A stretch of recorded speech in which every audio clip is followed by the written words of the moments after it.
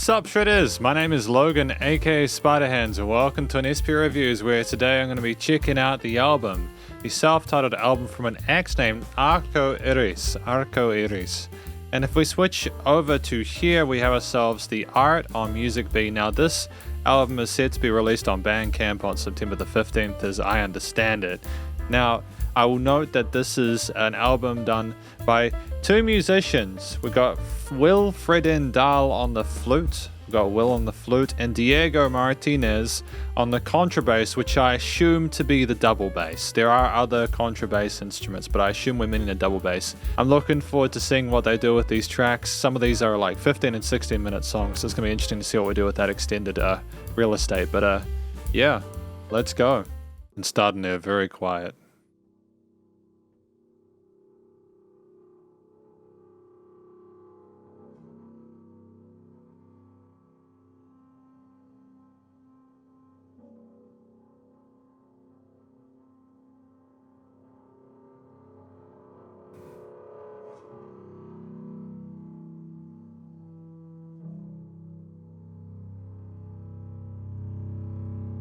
Phenomenal use of dynamic range allowing those really quiet notes to come through.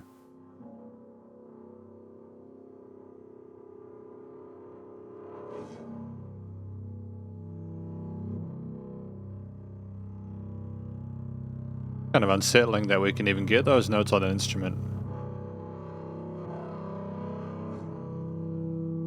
I suppose that is of course the power of it being so low.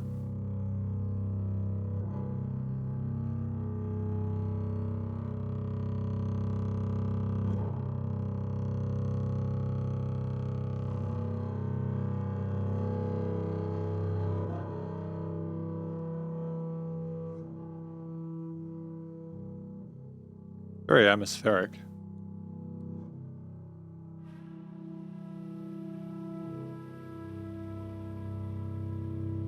And the entry of the flute.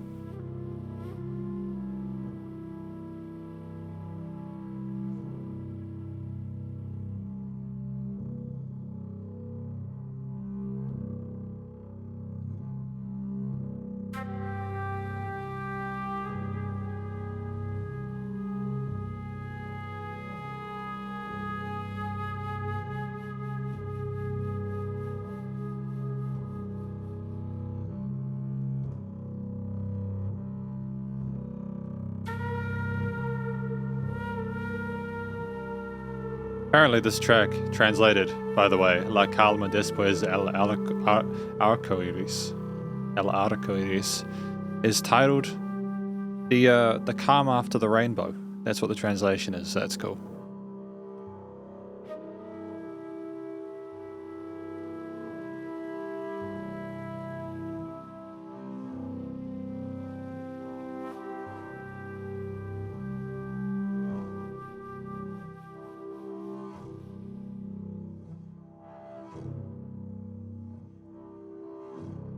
With a slow back and forth on the contrabass, it does establish a great sense of rhythm, lumbering along.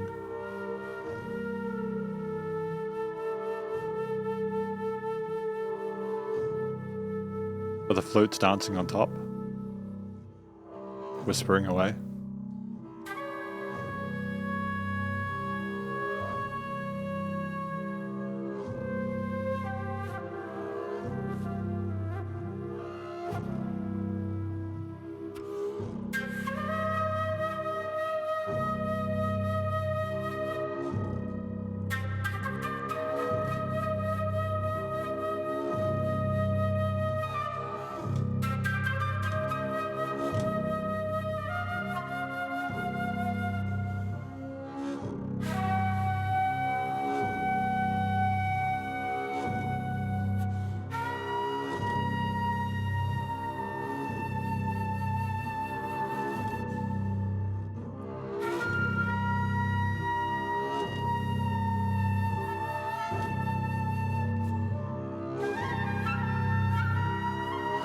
I mean, it's a proficient performance, it's very technical.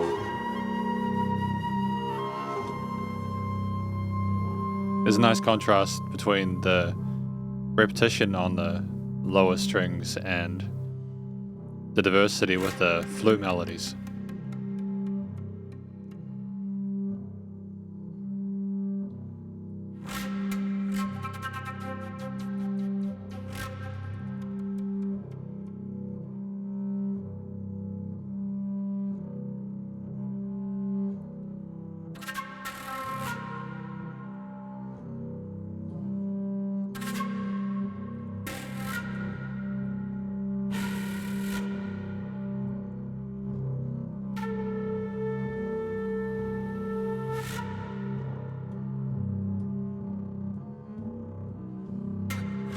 Nice to have a bit more development within that lower section.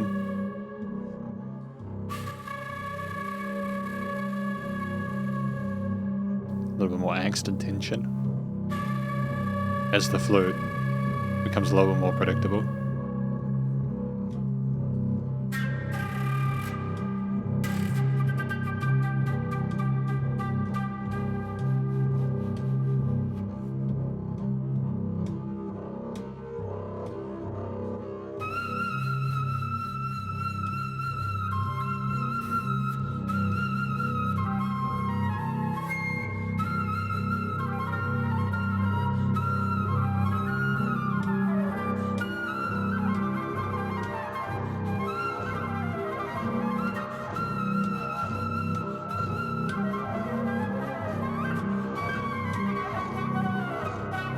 Doesn't sound particularly calm after the rainbow, to be fair.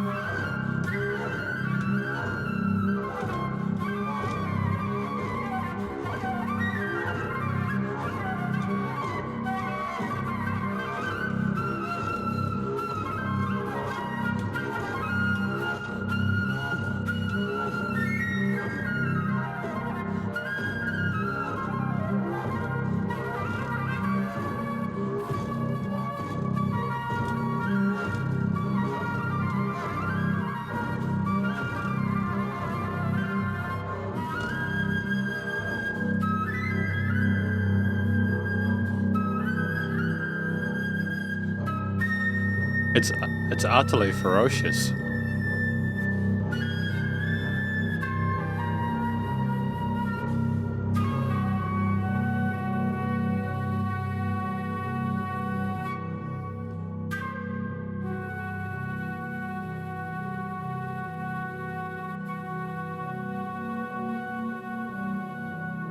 It's very easy to forget that there's only two people performing here and improvising, as I understand it.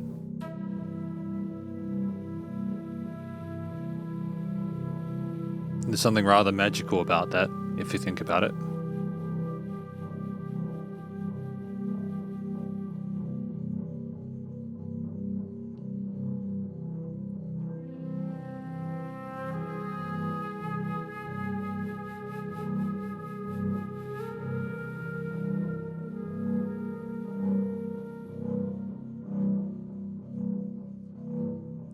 I just can't get over how otherworldly the contrabass sounds.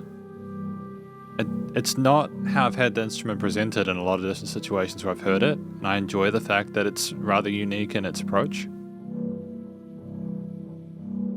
Some of the more accented, punchy, short attack flute parts who have kind of tried to sort of scream or kind of throw the notes at the listener have a little bit unconventional as well, but this is just gorgeous now.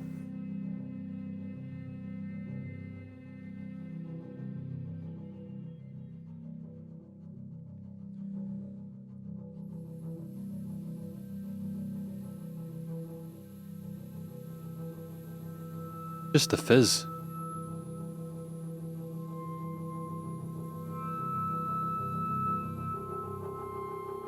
I mean, it sounds like a dubstep synthesizer on the low end at the moment, and that's one. It's so cool.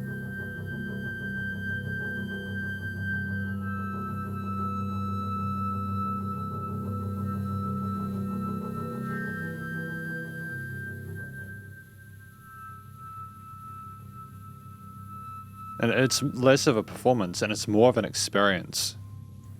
And there have been very few situations in my time as a music reviewer where I've genuinely felt that an experience has been helped by improvising the entire time, you know?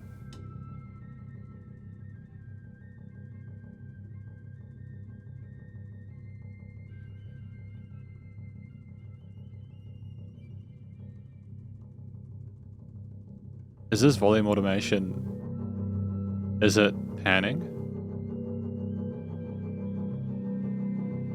Not panning, is like filtering or something like that?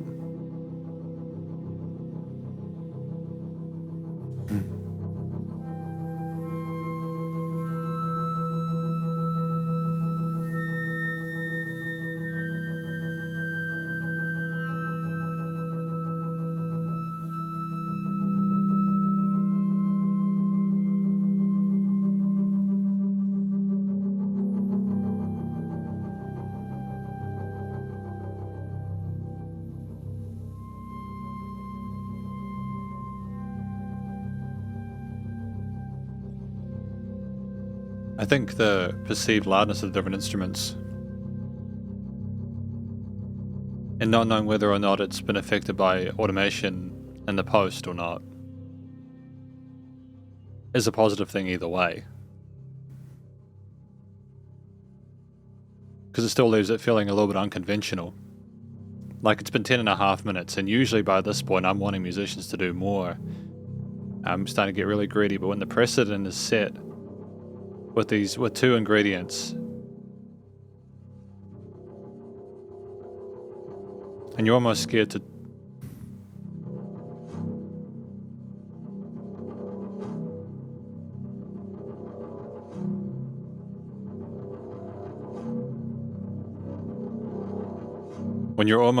talk because you don't know what's going to happen next as a reviewer, even though you try not to pause. I think that's a wonderful experience, especially an instrumental piece.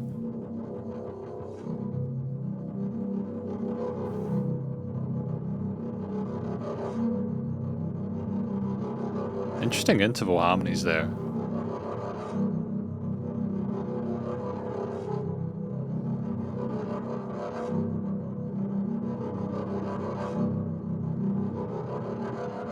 I mean, you could easily hear this in a film score.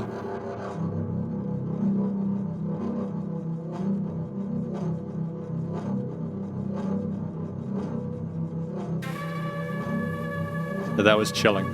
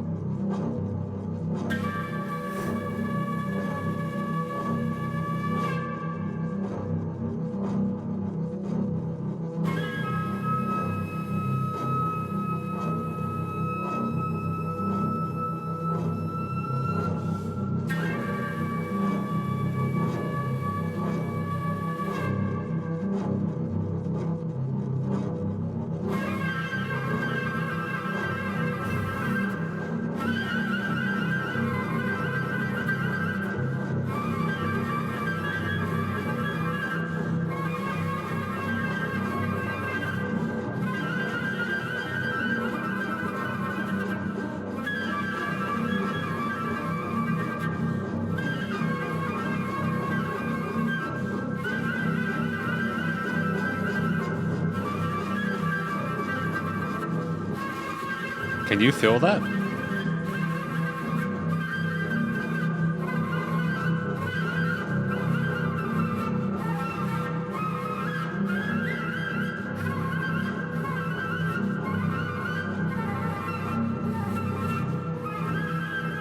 I mean, it's ludicrously technical, at least on the side of the flutes. But the sounds that we're making on the contrabass, the approach is a nice foil to that.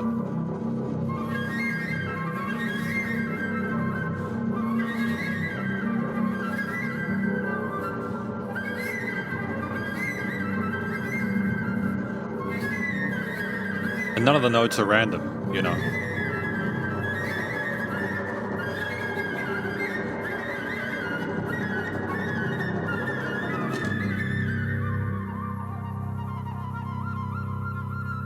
It almost sounded like a baby was born and then it was crying out.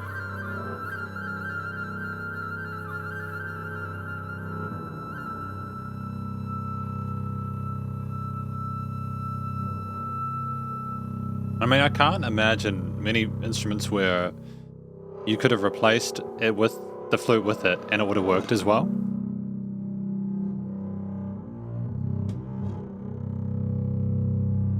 I think that is why the flute is a very special instrument.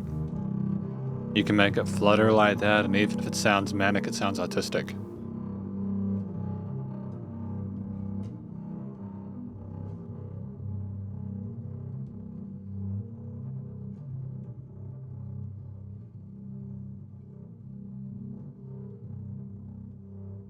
But I don't really have a lot to comment on with this track outside of what I've said.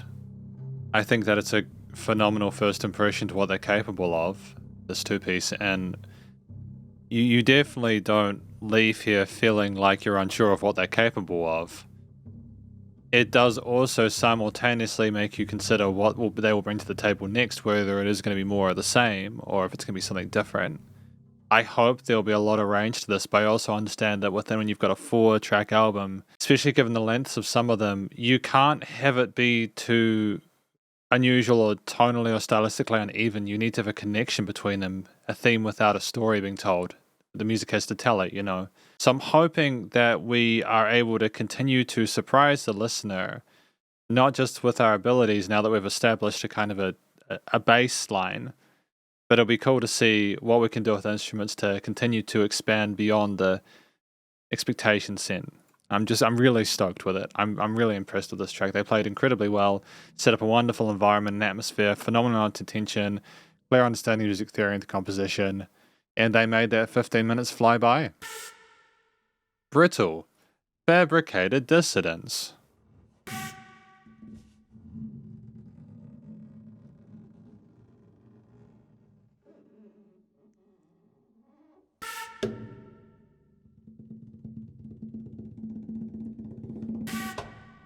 Oh, he's tapping on it, right?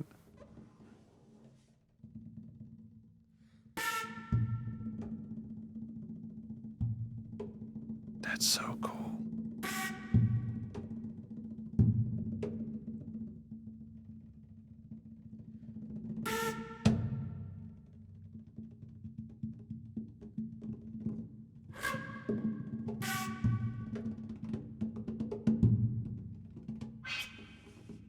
See, what even was that sound? They sound like birds.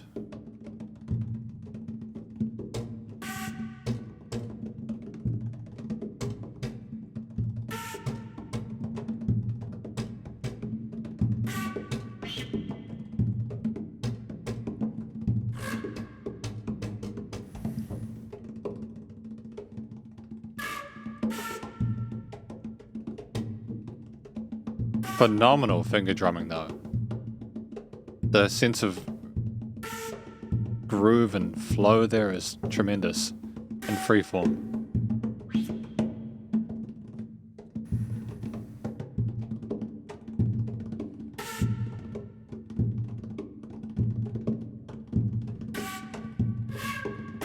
And the recording quality, it sounds like it's tapping you in your actual eardrums.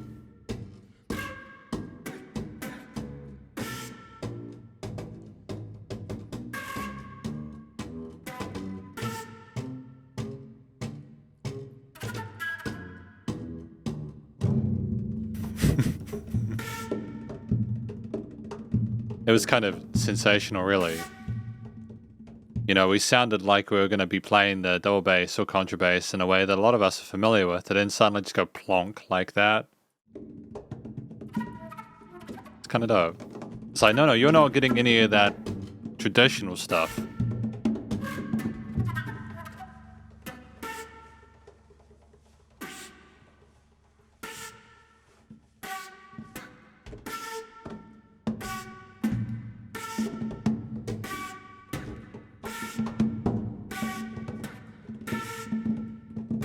Okay, so there's a rhythm you can nod along to with the flute, and like a polyrhythm going on with the finger drums.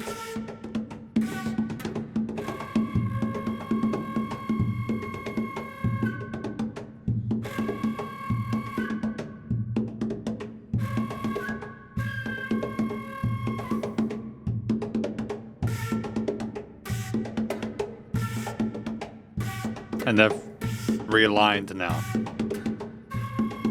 Rhythmically. It's nice to have less color with the melodies than we have with the previous track.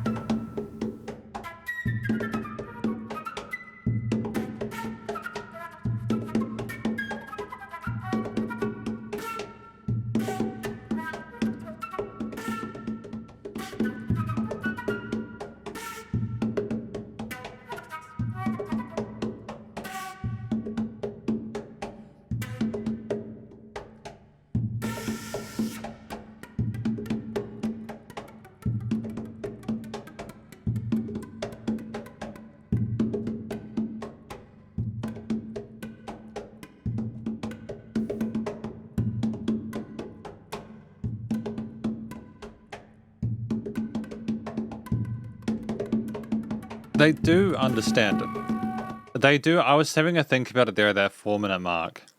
The danger when you've got the two instruments continued is that even if you're doing something different, like with the finger drumming and stuff like that, which I appreciate, it's an attempt by these guys, as I understand it, to try and establish an alternative way of it's another way they express their instruments, right?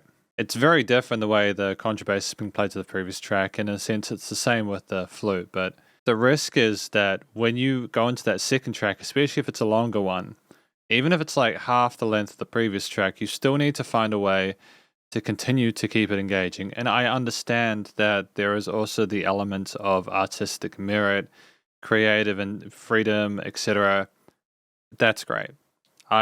I don't think I have any complaints about their ability as performers, and I can understand why they might have gone in a direction that they have. I love how atmospheric it is, and I think that it's great they're exploring the possibilities.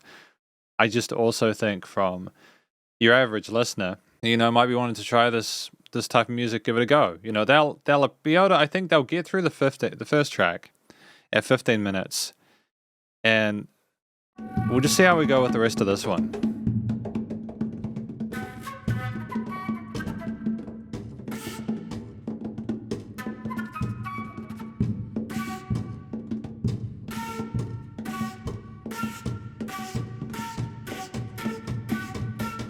See, this is fun. I love it. That's what I needed. I need adjustment. I'm a greedy music reviewer,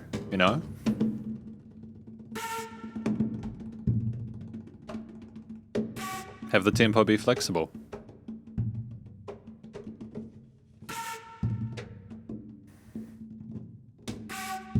You don't have a drummer to coexist with on a click track.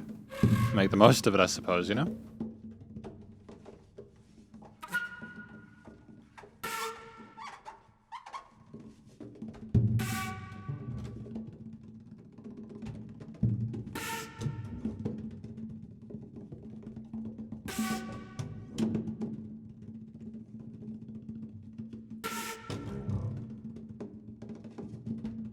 I wonder if they're going to do more of those squeaks.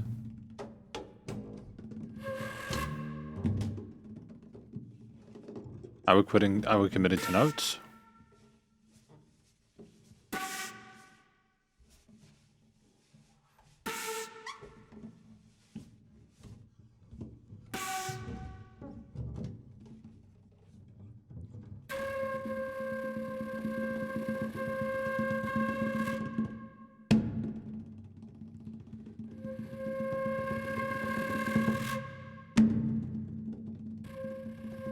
Are we increasing the dynamics? Oh, good. I love the variety with the different loudnesses and different taps.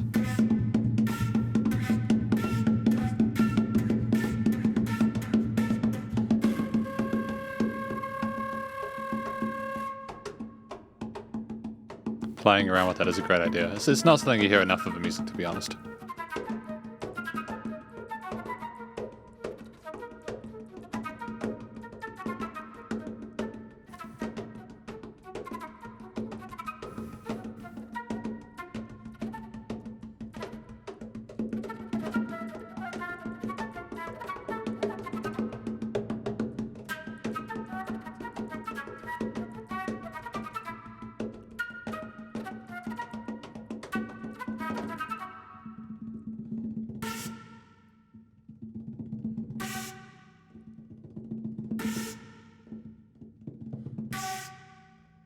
And great use of the bell curve, by the way.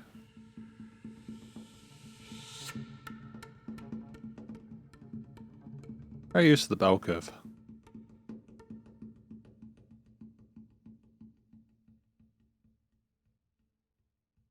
I think for me, the highlights of this track, if we were to talk about it really quickly, were the fact that, again, we had the finger drums. I think that was a nice change in the previous track where a lot of it was more like the bowing backwards and forwards with the contrabass, and that sounded great.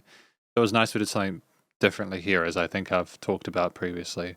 The flute was a little bit more refined, I think, in this one. Not in a way where I think it was better or worse, because obviously, to an extent that's subjective, especially when we can play as well as we can. And we're also improvising.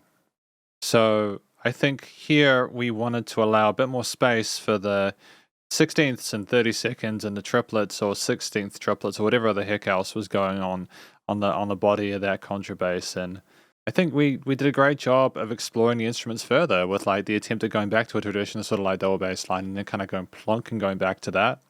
And it does amaze me how well we went through that 7 minutes. It didn't feel like a slog. And then we would be more flexible with the tempo around the point, starting around the point or even before. I mentioned that I would like there to be further development. I think that arcoíris, they are clearly competent musicians who know how to, are very comfortable jamming with each other and gelling with each other. And there's a great chemistry there. You can hear them responding to each other, coming up with each other, coming down. It's great. I think they did well here. It'll just be interesting to see what they do with a shorter form track here, if I'm not mistaken. A hijuelagranpuchica. What are they going to do with a single length track?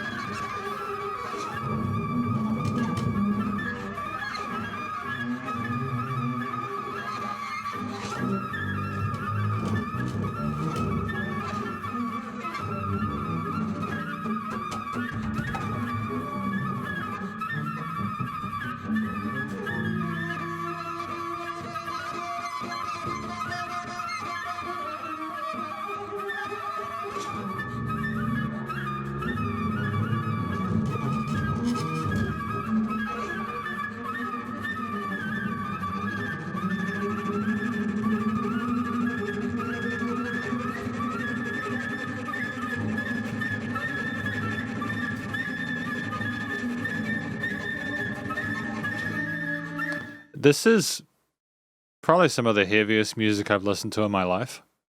Without any hesitancy, like if you converted the speed, the frenetic nature of it, the force to like distorted guitars, bass, drums, etc., you'd have grindcore, man. It's, oh my lord, it's so brutal, dude. The flute genuinely sounds like it's shrieking and crying out for help. And like the contrabass is reaching up for it.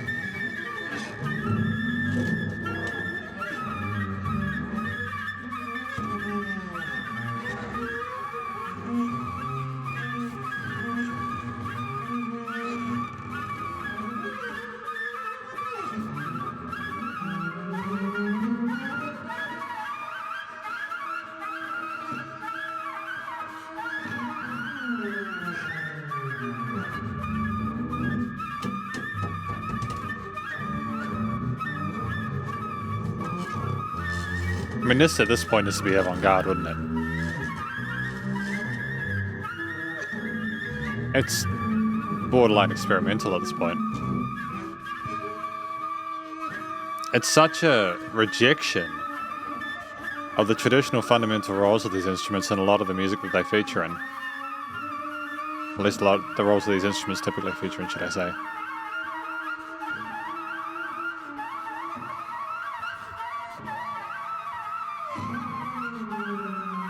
I mean, like, if we're honest, is this track pleasant to listen to? I would say probably not.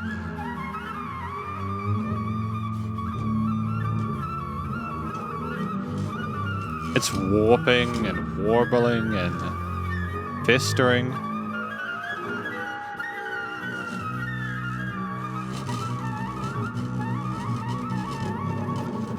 The creaking of the bass, like it's under serious strain.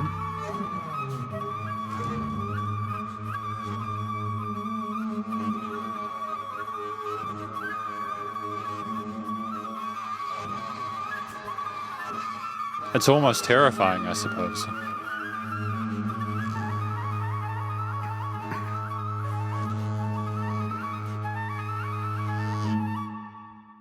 And we had the weirdest thing occur there, just as a short conclusion of this track, hijuelagranpuchica, where all of the collective animosity that we might have had in previous tracks, especially the first one, with some of the shrieking, the intense wailing, comes to a hit here.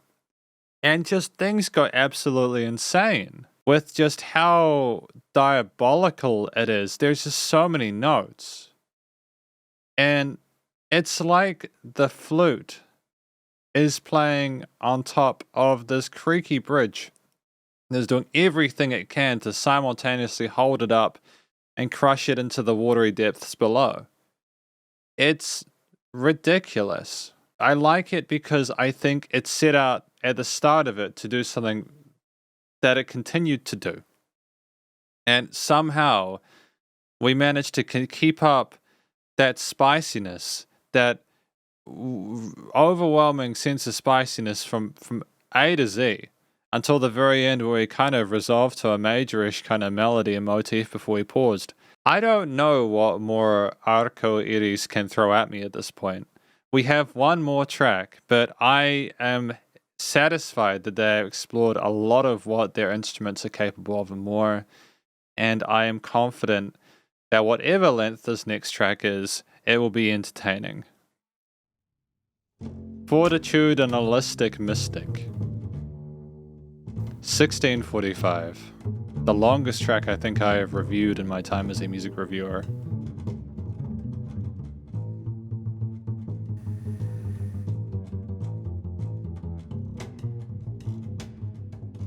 Nice to have the bass be a focal point and explore the neck a little bit, you know?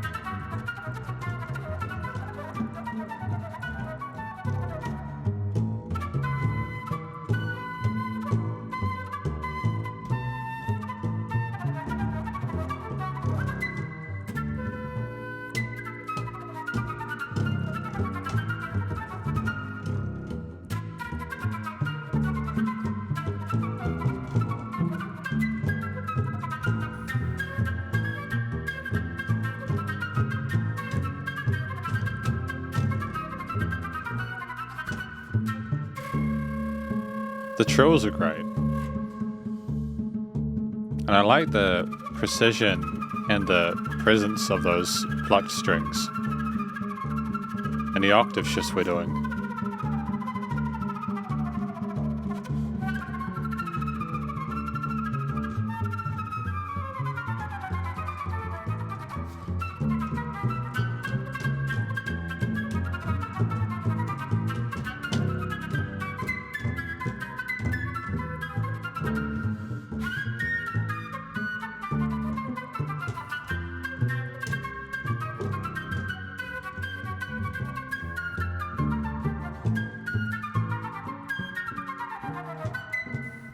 I mean, if you isolate these different ideas and concepts, if you look at what the flute is doing, there are some really pretty ideas there.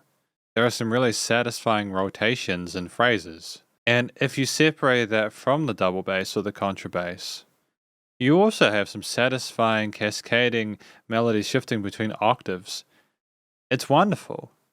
When you put them together, you almost can't sort of figure out whether they're together or apart.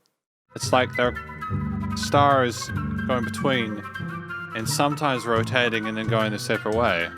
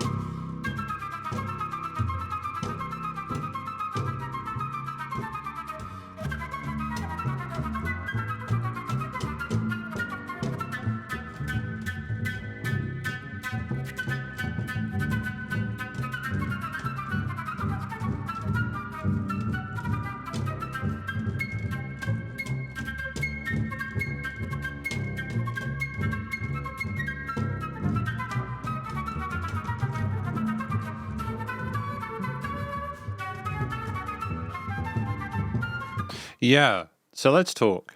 Let's have an honest conversation at this point.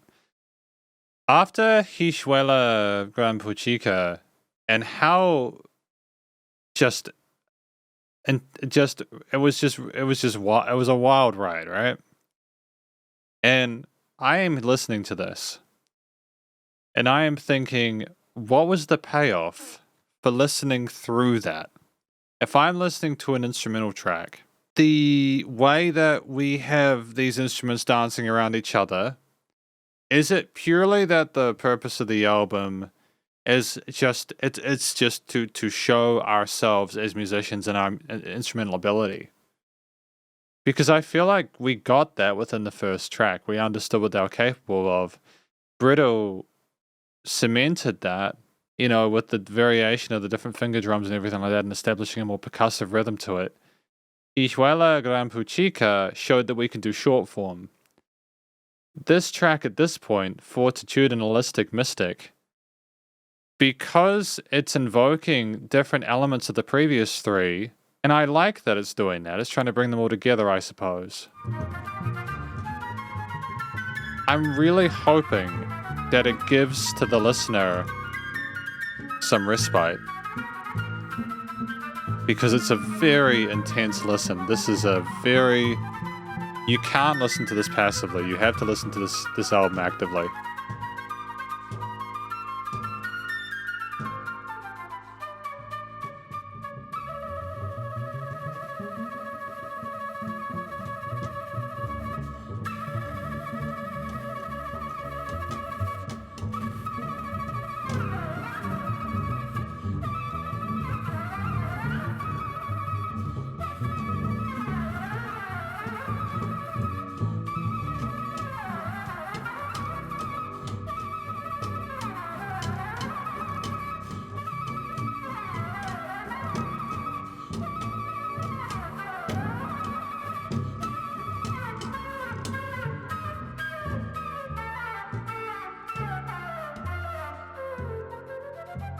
Keep it like this. Don't move it. Good. Don't you do it. Let it be quiet for a bit. Let it be gentle. Show that you can do that too. That's nice. Good. Good.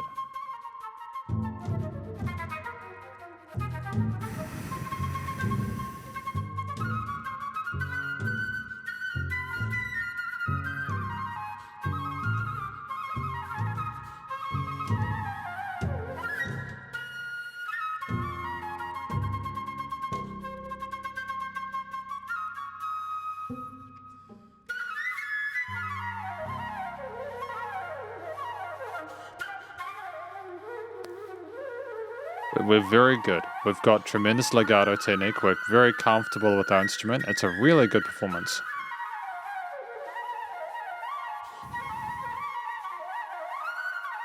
And as a guitarist, as someone who does lead guitar and has in the past, just like when I started playing guitar, I wanted every single one of my solos to be absolutely ridiculously technical.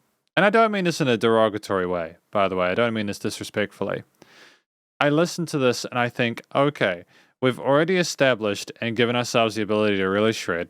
We've given ourselves a moment where we're coming down and we're allowing the music to simply be a little bit more sort of like gentle. How does having a ferociously intense solo section necessarily help? How does it benefit the experience? If the point of it is to show our ability, then that's great. It doesn't necessarily improve the experience for the listener, but if you're making the music for you, that's cool. The listener's already understood that you're a phenomenal flautist. And that, again, is meant with all the respect in the world. Both musicians in this track, and in this album are great. I listen to this, I think, is it really serving the needs of the track well, especially when we've got another 10 minutes to go for us to be playing like this at this point? Would that at least not come at the end?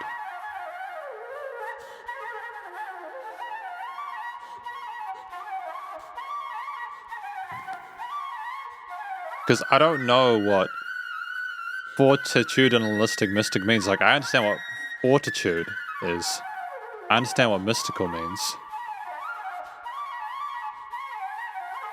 Is it a mysticism that's trying to show fortitude?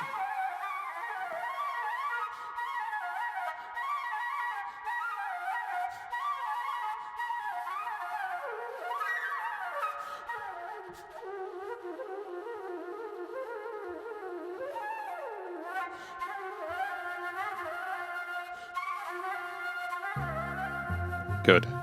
Thank you. Thank you. Why doesn't the bass player get a solo now? Isn't the point to hand it over? Wouldn't it be nice to let the bass player riff a bit? Let the contrabass have their moment in the sun?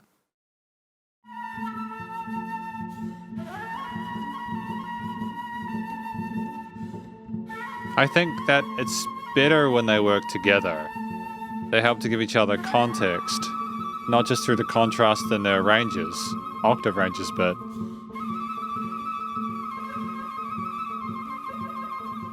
it just sounds more rounded and flows better, I suppose.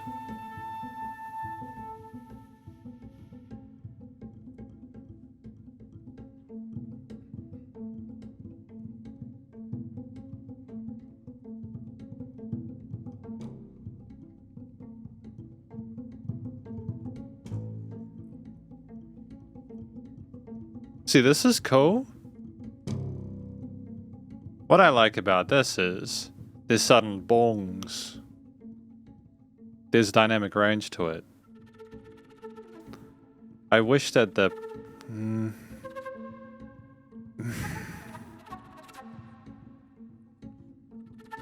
I wish that the bass could be alone for a bit more.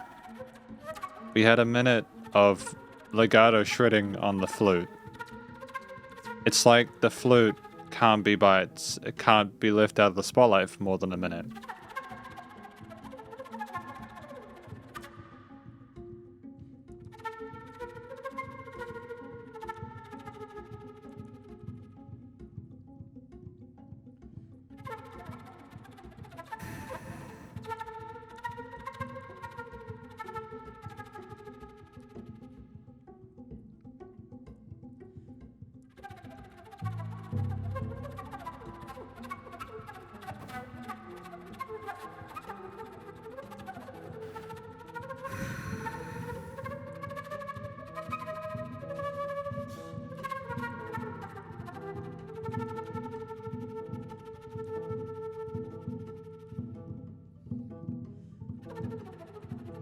Because, like, there's some really interesting broken chord stuff going on with the contrabass at this point in those quieter sort of pianissimo notes, but I can't really hear it because the flute keeps poking in. Bass has to slow down an accent in order to be heard, and provide a sense of rhythmic context for the flute.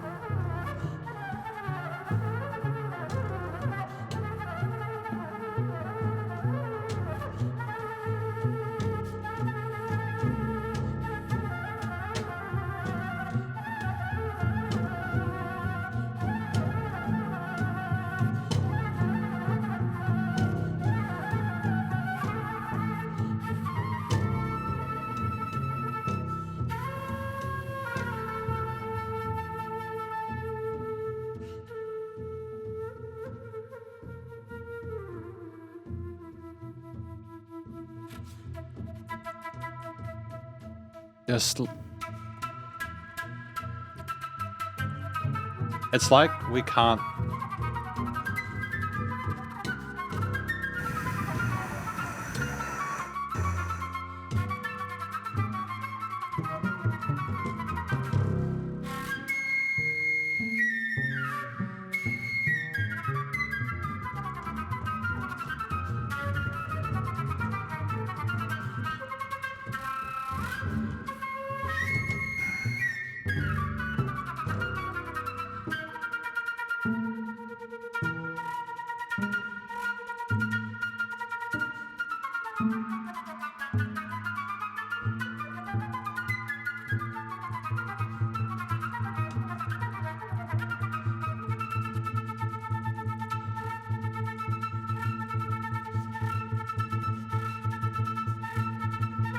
It's great to have unison notes and to be floating on the minor flat second. Phrygian mode. Harmonic melodic minor, I suppose.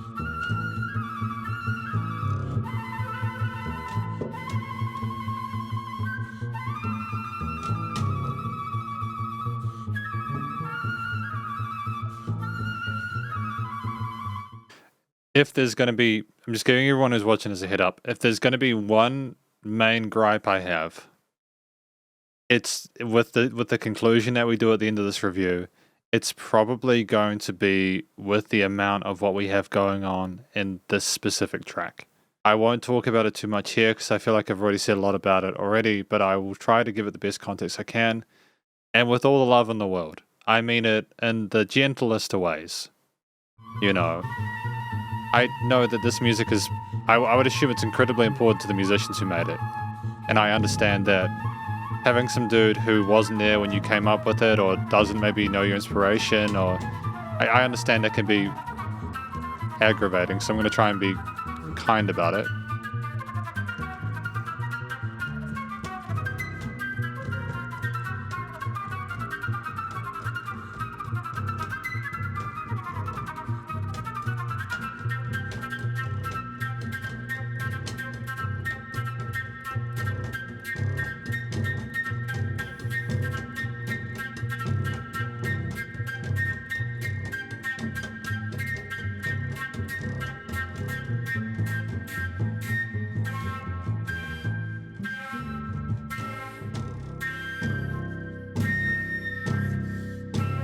Great.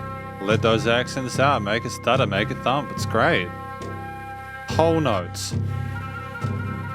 Oh, it feels great. I love it. Maybe that's just what it is. They're just deliberately trying to build up that tension.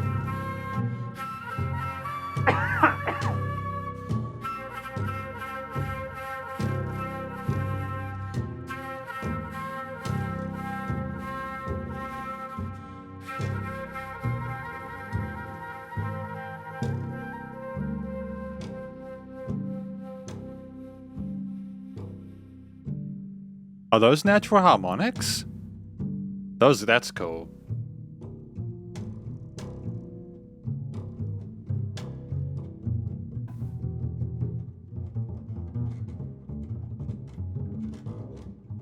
See, I don't mind this because I've had so much from one side.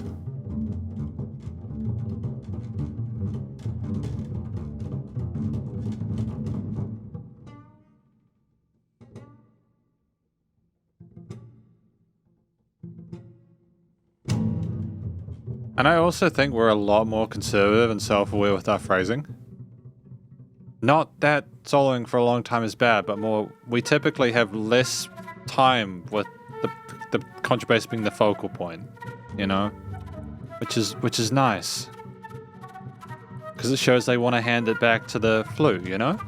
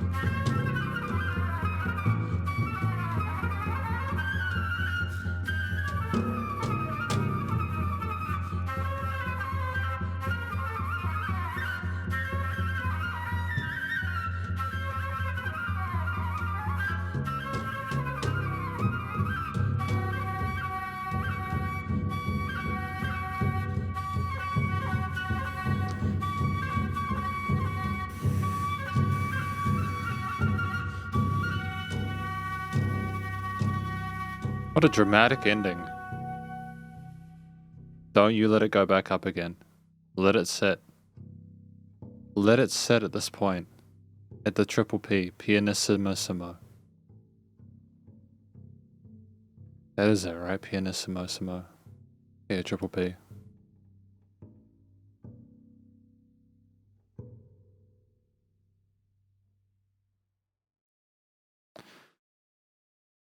Yeah. Let's just get into the conclusion, shall we? And welcome to the conclusion of my review of this album, Arcoíris, the self-titled one. Before I get into this, I just want to say that if there is any feedback I have which seems harsh, it's not meant to be. I've done over 1,000 reviews at this point, and there has been music that I have vehemently detested.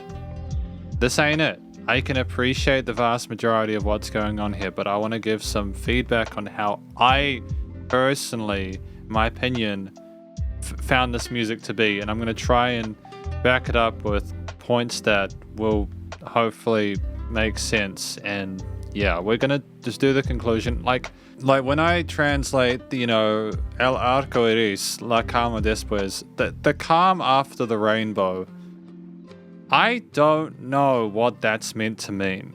I don't. I'm not sure what fabricated dissidence is. I don't know what fortitudinalistic mystic is. And that's okay, because again, as I've said in a lot of situations, I think in this review, I try not to repeat myself, but it's a case where from what I gather, and my experience with it is an album that these two musicians wanted to make. And they are undoubtedly very proud of what they've done, and I think they have lots of reasons to be proud. I don't know what the track is about, but it was a hard listen. I can appreciate the instrumental performances, the attention to detail with the wide variety of ways their instruments were played, the huge range of expression there, how much passion, care, and energy and dedication was put in there. I can appreciate it all, but when the first track at 15 minutes, that is a hell of a way to start as a first impression. Usually when I listen to albums, they start with a shorter intro track, but these guys were like, no, we are going to put the 15-minute track there. And I think that for the vast majority of listeners, especially those who may not be familiar with this type of music, they're going to have to like the vibe, because 15 minutes of it, unless they... To be fair, the bass playing, the contrabass playing, and the flute playing, I haven't heard a lot of flute or contrabass played like that, so that will be a very significant reason why a lot of people want to listen to this, for their ability and their performances themselves. They're very well done. But 15 minutes for an opening track is a really long time. And I think, to be fair, they pulled it off. I remember being very positive about it when I first listened to it. I initially wasn't sure, because I think the phrasing, the intensity of the phrasing was less than what we had in fortitudinalistic mystic, if I'm not mistaken. At least it was newer, and I wasn't as new to it, so at that point it was a more fresh experience. And so that 15 minutes was like, okay, I know there's a lot, but there was, again, a lot of variety. There was huge amounts of dynamic range to it. So the 15 minutes of the first track was really solid. I think that the bowing of it, the severe tone of the shifts on the contrabass, with the almost primal movie soundtrack, jungle with dinosaurs rolling about kind of tone to it. It encapsulated you, and it was alluring, and it made you think about what was going to happen next, and it was very exciting. Brittle with the finger drumming was great as well. I liked that we completely took a different tack with the bass that I wasn't expecting, and I liked the fact that we played outside of the boundaries of it. Again, it exceeded expectations. The flute playing was great. We had a similar approach there, but because the track was a little bit shorter, and we sort of had variations with the tempo, we would kind of speed things up and then bring them down. We were not only messing with the dynamic range, the very perceived loudnesses, but we were also You're changing the tempo and the rhythmic and groove phrasing. There's some interesting 16th and 32nds, etc. And the trills and legato passages on the flute playing were fantastic. Clearly, these are two musicians who are very, very comfortable with their tools of the trade and know how to get the most out of them and more. There's no arguing that. Hijuelagranpuchica at 3 minutes was just, it was one of the heaviest tracks, as I said in the conclusion, that I've ever heard in my life. It was furious. It was in your face. It was balls to the wall immediately. And it's one of the most, like, that 3 minutes was pretty spicy. It was pretty, I can't remember a time I've listened to a track, even with the heaviest to like the middle that I listened to and all that. And don't get me wrong, I'm not biased towards certain genres in the sense that I only listen to a couple. I listen to a wide variety of styles of music. It's just that that's like the heaviest stuff I can think of is grindcore. And there's a lot of symphonic stuff and orchestral stuff that's heavy too, don't get me wrong. It's just this was ferocious. And that 3 minutes, at the end of that, I was like, okay, I think I need a cigarette break. Fortitudinalistic mystic, I think the reason why at that point I started to maybe lose a little bit of passion for this album is because, to be brutally honest, I am not sure what purpose or benefit the soloing specifically on some of the legato flute parts served. I don't know what benefit that served to the listener. And I'm going to try and be kind about this. Not in a way where I need to handhold or like, I don't feel like I need to do this, by the way. I understand that when we write stuff, it can suck when people don't necessarily get it or understand it.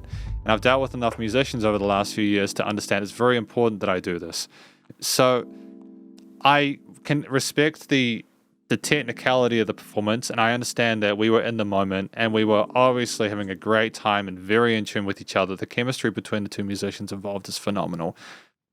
I am simply speaking from this perspective of the listener. We had 3 different angles again with the first 3 tracks. The long form journey, the 7-minute track where we had a different sort of more percussive, shorter attack kind of pokey kind of thing going on with the second. And the third track was our sort of single format, the 2 4-minute that I expect a lot of the music I review to be in, simply because that's what most songs come in nowadays. Most songs are between 2 and 4 minutes. And we blew ourselves out of the water with that. For us to go into another long form track and not have enough restraint to simply, I think, and by restraint, what I mean is, what I loved about the double bass parts or the contrabass parts is that they were shorter with their solo phrases than the flutes.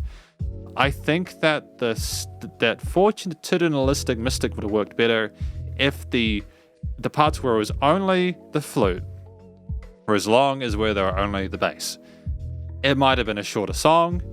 That's okay. Because I just don't understand what benefit those extra notes are played. If it's a situation where we're trying to show how well we play, we'd already proven that earlier in the track. If it was a situation where we're improvising for the sake of simply wanting to play those notes, wanting to express ourselves, then what I'm saying is redundant anyways. So that's fine. But if we're looking at it from the perspective of a listener, again, this will be the final time I say it, because I know that, again, repeating myself can be abrasive for people watching these videos. I just don't think it was beneficial to the experience. That's my only criticism, really. I think that there was phenomenal teamwork throughout this album. I think that we explored a wide variety of sounds, tones, textures, and timbres. We are clearly very good at what we do. I think for future albums, if we are going to work together, I think we need to have equal amounts of time per pure solo instrument. Clearly, you're more than welcome to come in and transition over top of the other and take turns and stuff like that. You don't just have to have one or the other. But it was almost like the reason why I was not necessarily as receptive when the flute came in a little bit earlier than I was expecting with the double bass is because I was expecting the contrabass to have as long as the flute. So then when the flute poked in, I was like, no, why are you doing this? Let them have their time. I understand that the contrabass is quite low in the register, but at the same time, that doesn't mean you shouldn't have it for the equal length. Because I could still hear it, even when it was quieter, in contrast to the flute. And there was enough dynamic range in this where we were already happy with the loudness of it. We weren't applying compression in post-production, so I simply don't see why we couldn't have had equal lengths. That's the only thing I think could have improved it, if we want to look at it from an alternate perspective. If we're looking for constructive criticism, I think we need to have equal amounts of specifically solo parts for each instrument. Everything else was fantastic. There was not a note out of place. I think if they were looking for moments of tension, anxiety, just a real war of attrition at times, taking on the force of the music, they got it. And I cannot understand how anyone would perceive it in another way. And I mean, when I say a war of attrition, I don't mean that I had a terrible time with it. It's just not an easy listen, and that's okay. Music doesn't need to be. But they're clearly two talented musicians who are very comfortable performing with each other. They are able to explore the limits of their instruments and beyond that. They have released an album where they have managed to handle short, longer form and very long tracks, and at least with the first three and with most of fortitudinalistic mystic, I was happy with it. It's just outside of that, studio recording, mixing and mastering was stellar. They handled themselves incredibly well. Clear takes, very little post-production effects processing on them. They just smashed it out of the park. You know, it just sounds like they were in a room, they were vibing together. They captured the sound, the aesthetic of it. Nice and wide in the stereo field, no resonant frequencies in the frequency spectrum. Again, the difference between the low and the high sounds was staggering, and that made it more lifelike, and I appreciate that. But it was still nonetheless nice and loud without pumping. And effectively, this is my review of this album, Arcoíris, the self-titled, and hopefully you enjoyed it. If you did, please go check them out via their various social medias and their Bandcamp page. Remember, this is out on the 15th of September, and stay cool and stay safe, and please remember to support your local musicians and artists at this point in time, as they help more than ever with all the crazy stuff going on in the world, and I'll catch you in the next review. Spiderhands out.